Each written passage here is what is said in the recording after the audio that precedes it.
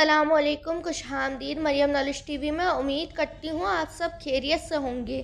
چلے ویڈیو کا آغاز کرتے ہیں۔ بسم اللہ الرحمن الرحیم۔ سوال: صبر میں کون سے پیغمبر مشہور ہیں؟ اس کا رائٹ آنسر حضرت ایوب علیہ السلام۔ سوال: سب سے زیادہ گریہ کس پیغمبر نے کیا؟ اس کا رائٹ آنسر حضرت یعقوب علیہ السلام نے۔ سوال: بتائیں ابن ماجہ کا اصل نام کیا تھا؟ اس کا رائٹ آنسر ابوبکر محمد ابن یحییٰ۔ سوال: اسلام کی تاریخ میں پہلا تحریری دستور کس کو کہا جاتا ہے؟ اس کا رائٹ آنسر میثاق مدینہ کو۔